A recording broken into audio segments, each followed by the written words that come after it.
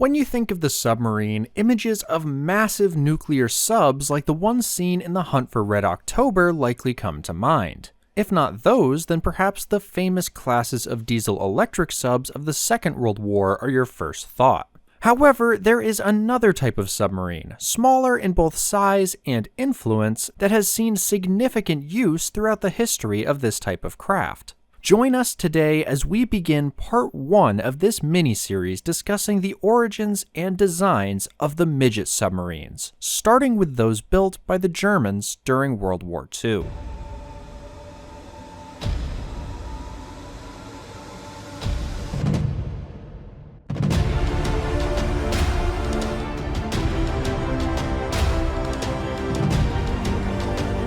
Before we dive beneath the waves, I want to give a huge thanks to Iron Wolf Studio for sponsoring this video for the release of their brand new game, Sherman Commander. Take control of the iconic M4 Sherman in this tactical tank warfare simulator as you clash with the enemy in a variety of missions across 3 campaigns.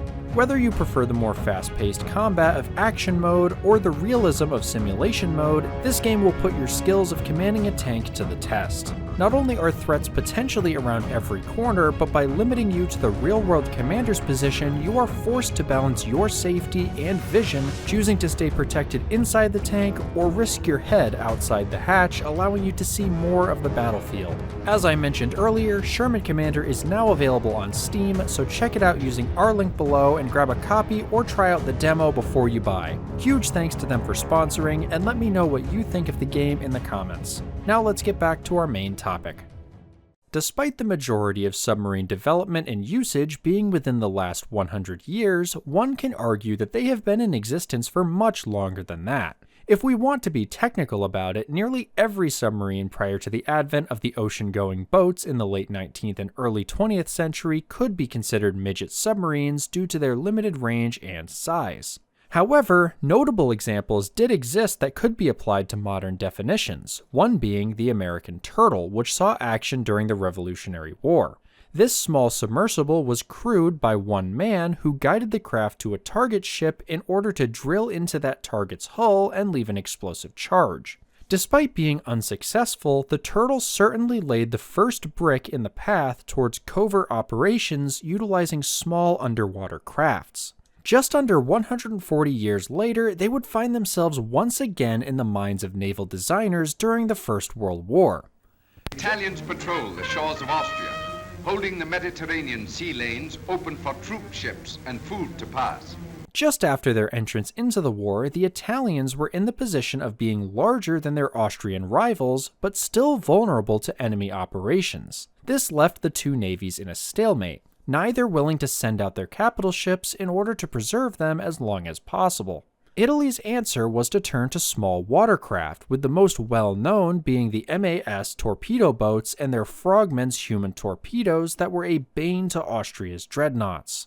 While they had created their first midget submarines prior to the war's start in the form of the Alpha class, actual production with the goal of service started in 1915 with the A class, followed by the creatively named B class. These submarines were primarily relegated to defensive tasks around the harbors along the Adriatic Sea. However, one of them, the B3, was significantly modified to include caterpillar tracks that wrapped around the hull. The goal of this modification was to allow the mini-sub to infiltrate Austrian harbors by utilizing the teeth on the tracks to pull down anti-submarine nets without alerting guard ships. However, this was never combat tested due to the end of the war. These small boats, not including the track modification of B3, would be examples of what defined midget submarines and distinguished them from other small attack craft like manned torpedoes, which were prevalent through both world wars. Unlike manned torpedoes, midget submarines are capable of operating in longer missions and have a fully enclosed interior for their crews. In essence, they are functionally equivalent to their large ocean-going brethren, but are under 150 tons and were often only armed with 2 torpedoes. With this in mind, you may already understand the various benefits of this type of submarine, such as they are easier and quicker to construct, can be operated in areas that larger submarines would be easily detected or would not fit, such as ports, they only need a small crew, and multiple can operate simultaneously in a mission area. In order to not repeat the same information that is often seen on documentaries and other channels, examples chosen for this video are those that represented an important stage of development or had an unusual design. To start off, we will take a look at the nation infamous for developing unique technology in its desperate attempts to turn the tide of the war in their favor, namely Germany. It is well known that the Kriegsmarine had invested heavily in its submarine fleet as an alternative to countering the Royal Navy with its rather pathetic surface fleet. During this period, there were multiple attempts at miniature submersibles that ranged from literal torpedoes converted to house a pilot to proper submarines like the Seehund. Many of these small crafts would be utilized by the Kleinkampfmittel der Kriegsmarine, small fighting units, or K-Verbände, who were the main operators of small attack craft during the war. The first attempt by the Germans to create a proper mini-sub rather than a piloted torpedo came in the form of the Molsch, German for salamander or newt, which began development in 1944. The whole craft measured in at a length of 10.8 meters, 35 feet, and was armed with 2 torpedoes, which would be a common armament for German midget submarines. Being a successor to the Marder piloted torpedo, this craft was required to have the most amount of compatible parts with torpedoes in order to lower its construction and maintenance costs. This was apparent in many aspects of the Molsch's design, with its propulsion system being, in essence, a scaled-up torpedo design, a 3-bladed propeller attached to a single shaft and powered by a 13-horsepower electric motor that gave it a max speed of 5 knots. However, unlike a torpedo, it utilized 12 Type 13 batteries that were mounted in the forward section of the craft. The pilot would sit behind these batteries near the aft, sandwiched between the battery bank and the electric motor, with nothing but a tiny conning tower and periscope to provide visual aid. During trials, it was found that the sub was easily overwhelmed by even mild weather and that the pilot only had up to 30 minutes of oxygen delivered through a mask before the interior became toxic due to CO2. The sub also had difficulty with maneuvering due to the placement of its dive planes and the trimming tanks being unable to compensate for the massive weight of the battery bank. However, this did not stop the Kriegsmarine from attempting to use their new weapons. While originally planned to be used on the Western French front, they were instead sent to the Mediterranean, Norway, and the Netherlands. Those in Norway did not get to see action, however, they likely would have encountered the same lackluster performance that those in the Mediterranean saw. In September of 1944, 9 of these vessels were sent out to engage enemy vessels, and all 9 were either destroyed or captured, with one suffering structural failure of the conning tower that caused flooding at only a depth of 25 meters, 82 feet. With the failure of the Molsch becoming obvious, the Kriegsmarine moved on to create an improved version known as the Biber, German for beaver. The most notable changes to this craft were the inclusion of a large conning tower for the pilot, reinforced hull plating, which worked well enough to allow the sub to reach up to 30 meters, 100 feet, and a gasoline engine rather than diesel. As with nearly every novel piece of engineering from the Germans during this period, there were serious issues with the design. Firstly, it lacked any real way to maneuver underwater due to the lack of trimming arrangements and essentially had a mind of its own when submerged due to the effects of its ballast and fuel tanks. Secondly, as you may expect, the inclusion of a gasoline engine was a very dangerous choice, not only due to the risk of fire, but the fact that every compartment of the sub would become flooded by exhaust vapors due to the shoddy build quality of the engine's exhaust system. While this craft saw more action than its predecessor, we'll be focusing more on other designs from the war. The most well-known of these subs is that of the Type 27 B5 Seehund Seal, which coincidentally was the most sound design developed by the Germans. The Seehund was a product of the Type 27A, nicknamed Hecht, German for pike, which itself had been a derivative of captured British X-class midget submarines recovered in Norway. Like nearly all the German attempts at mini-subs, the Hecht was a poorly designed vessel that shared the same principles as the earlier Molsch, resembling a large torpedo, but had the added disadvantage of lacking any forms of fins or hydroplanes and ballast tanks.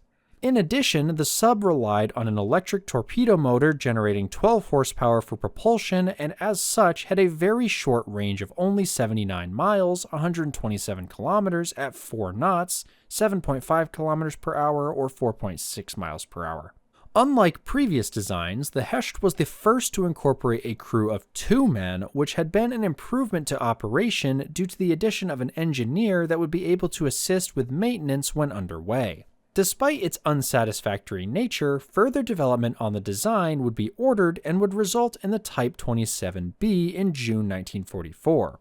Looking at the diagram of the Type 27B, you can see the beginnings of the Seehund, a new hull casing that resembled an actual submarine rather than a manned torpedo, which improved seakeeping, ballast tanks saddled to each side, and 2 torpedo slings on either side of the lower hull. This new hull was also combined with a diesel-electric propulsion system, a 22 horsepower diesel, and a 25 horsepower electric motor that improved range and speed. On the surface, it was expected to reach 5.5 knots, 6.3 miles per hour, and 6.9 knots, 7.9 miles per hour underwater. The Seehund would finally come about following the proposed improvement known as the Klein U-Boat K, which recommended the installation of a 95 horsepower diesel engine that would provide a maximum submerged range of 150 miles, 241 kilometers at a speed of 7 knots, 8 miles per hour. The resulting submarine was 11.86 meters, 38.9 feet long, had a beam of 1.68 meters, 5.5 feet, and had a displacement of 17 tons.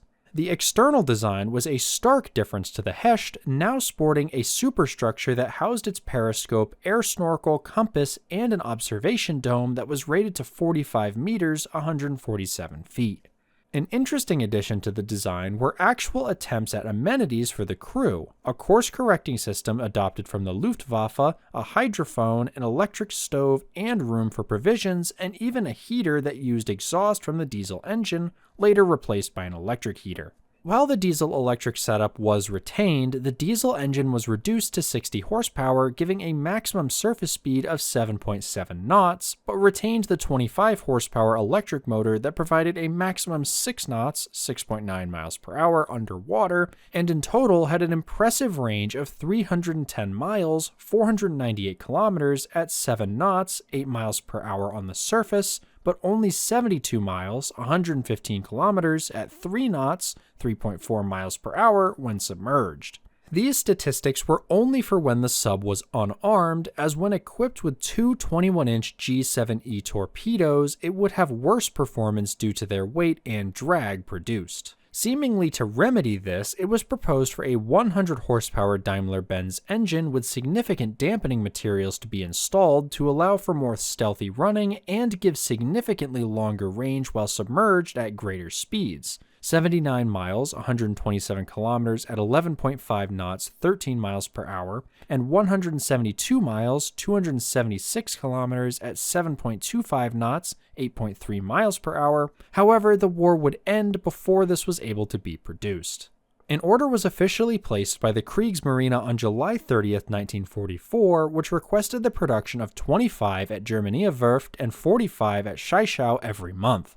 In total, production of 1,000 of them was planned, but as with every project initiated by the Kriegsmarine in the later years of the war, this goal was entirely unrealistic due to the lack of resources available to the multiple projects being undertaken, such as the Type 21 and 23 U-boats. Following further attacks by Allied bombing, Germania Werft continued building the subs in the Conrad U-boat bunker in Kiel, and by April of 1945, only 285 had been built in total. Even with these small numbers, they would see extensive usage throughout the early months of that year. From January to April, the Kaverbande would launch sorties from the Dutch port town of IJmuiden, with many not seeing much success. A vast majority of sorties would see many subs being forced to return due to defects in their machinery or be lost due to poor weather or groundings. Surprisingly enough, there is an instance where a Seehund U-5345 survived a depth charge attack off the coast of Kent, with the crew reporting a total of 259 charges dropped before they were able to make their way back to the Dutch coast. While the war continued to deteriorate on the mainland, Seehunde would continue to operate within British waters and would see some successes. By the end of the war, they had sunk 18,451 tons of shipping. The Seehund, for its flaws, showed that even in desperate measures, it is possible for effective designs to appear. But as with every new innovation brought about by the Germans, it was too little too late. Believe it or not, we are only scratching the surface of the German midget sub designs, but this is where we will cap off this first episode. Be sure to subscribe to the channel so you don't miss the next part where we start to explore some of the much weirder experimental designs. But don't just take my word for it, here's a short preview of the next episode. The Manta was a combination vehicle that was simultaneously a hydrofoil attack boat and a midget submarine. The design itself was unlike anything else at the time. Looking at the diagram, you can see the central hull that housed the crew, and to either side was a large wing that connected it to the catamaran hulls that themselves held the Walter turbines for propulsion. If you look at these hulls, you will also notice that they have two wheels, and that is due to the fact that the Manta was planned to be amphibious. Hope to see you back here for that, and don't forget to check out Sherman Commander using the link in the description and pinned comment. Huge thanks again to Iron Wolf Studios for sponsoring the channel, and to all of you for watching. Hope to see you back here again soon.